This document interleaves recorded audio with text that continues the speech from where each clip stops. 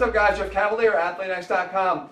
So rotator cuff exercises, by now you should know how important they are. If you're watching our channel for any length of time, you realize how important they are.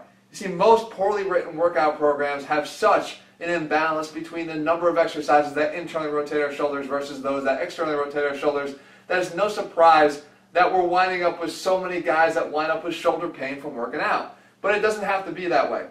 But if you understand that you have to do your shoulder external rotation exercises, that's only half the battle, you see, because a lot of times what we're doing is we're doing them wrong. See, there's three big mistakes that people will make when they're doing the rotator cuff exercises, their external rotation exercises, and I think we need to address them here today, so we're making sure that you're not. You see, the first is, when we do our external rotation, you have to make sure that you're really keeping your elbow tucked tight to your side, as tight as you possibly can. If you have to, you put a towel up under your arm to reinforce that. Now, why the towel? Because the mistake is, when people go do this, they try to cheat and get a little bit more room and a little bit more motion, so they let their elbow drift away from their body. And what's happening here is, they're not using their rotator cuff in isolation anymore. Now they're using their deltoid in addition to their external rotation, and a lot of times what will happen is the deltoid will take over and dominate. So it becomes more of a side lateral raise. The towel will drop on the floor the minute you do that, though. That's why it's a good idea to have it as visual feedback. The reason why that's a problem is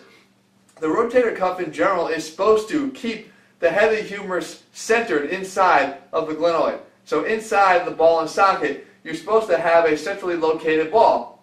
As you raise your arm up, whether it be through an overhead press or a side lateral raise or a front dumbbell raise, that head needs to stay in the middle of the joint so that you don't get a migration upwards that can cause a banging into the roof of the acromion there and a pinching of that rotator cuff tendon, which will lead to that impingement. If you have the deltoid doing all the work, all you're doing is contributing more and more to the problem, because the deltoid in the first place wants to pull the head of the humerus up. The only muscles we have that counteract that upward pull and keep it centrally located are those boring old three little rotator cuff muscles. So let them do the job in the first place. Let them actually work. The second mistake that we have to consider and fix is the position that we have with our upper body when we do the exercises. You see, any external rotation exercise is great, but not if you're doing it out of piss poor posture. You see, if you have rounded shoulders like this, you've just completely negated all the freedom you're trying to create by keeping the balance and strength in the rotator cuff muscles in the first place. See, try this quick test with me. Get yourself into bat posture. Allow your shoulders to round forward. Let your shoulder blades protract around your body. Get your shoulders rounded forward. Exaggerate it. Now, take your arm and try to raise it as high as you possibly can. This is it. This is as far as I can go before it mechanically gets blocked. It's literally hitting the roof of the acromion here inside my shoulder joint. Now, if I put my shoulder blades in my back pocket, all things will change. Now, by just setting my shoulder blades, like I said, down and back, you want to let them be tight up against your rib cage. When I do that, now I raise my arm up. I've got way more freedom because I actually allowed the roof that was leaning forward here and blocking the head of the humerus to now sit back, so now that humerus can come up and actually move freely inside that socket.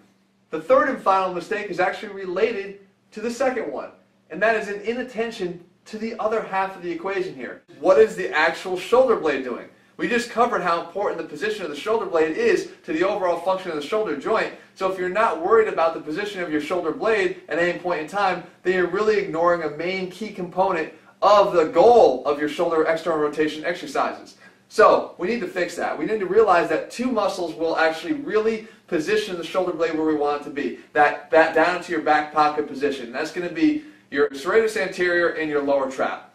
We can actually train these two muscles very, very easily and with very little extra work in your workout. Here I'm demonstrating a plank plus, and it's actually done with a slight tweak. I have my arms and my forearms on the ground, and I have them palms up with my shoulders and elbows in and my hands and forearms out a little bit to get a little external rotation into my shoulders. And from here I'm trying to just push my body away from my arms, keeping everything nice and tight and fixed. We're getting a protraction of the shoulder blades around my body, and I'm just trying to push away, but again, leave everything nice and tight and stable. The serratus anterior is what's getting the focus of that work there, and it's trying to hold the shoulder blade nice and tight here, as you can see on our skeleton, nice and tight to the rib cage, because you need that stability down. The second thing we need to do is work on the lower trap so that we can get the proper rotation of the shoulder blades, because when we raise our arm up, there's a huge amount of rotation that's needed by the shoulder blade to do that. If your shoulder blade stayed fixed, you'd only get your arm up about 2/3 of the way. So you need to make sure that you're getting a rotation of the shoulder blades, and it has to stay tight to your rib cage, so you can do some of the exercises that I'm showing you here. The first can actually be done 2 different ways, either using a bar or using equipment, but it's the same goal here. You can see me hanging from a pull-up bar. It's that natural upper rotation that's occurring here from the pull-up position, right as I have my arms up and hanging over my body, but I want to just try to pull my body up without allowing my elbows to bend. But now we're getting a control and a contribution from the lower traps to help develop some strength and stability into the scapular component of that glenohumeral joint. And I can do the same thing with a cable, like in a lat pull-down setup, where I'm just trying to do that real bottom position there, keeping my arm straight the whole time. You don't have to do a lot of these, guys. You just got to make sure you're doing them right and you're allowing the right muscles to do the work. And that's what it is, guys. It's not about doing a whole lot extra. Matter of fact, we have ways that we combine the rotator cuff into the exercises that we normally do. We realize that this big over-reliance on internal rotation in most programs is not going to cut it, and that's why as a physical therapist I put together the ATHLEAN-X training system, so it's not just about getting you big and strong. We'll do that, I promise you, but we'll also do it in a way that we protect your joints and help you get there safely. Guys, if you're looking for a program to build muscle, but at the same time realize and respect the longevity that comes with it so that we can actually do this for a long time, then head to ATHLEAN-X.com and get our ATHLEAN-X training system. In the meantime, if you found this video helpful, make sure you leave your comments and thumbs up below, and we'll keep making them. Alright guys, we'll be back here again in just a few days.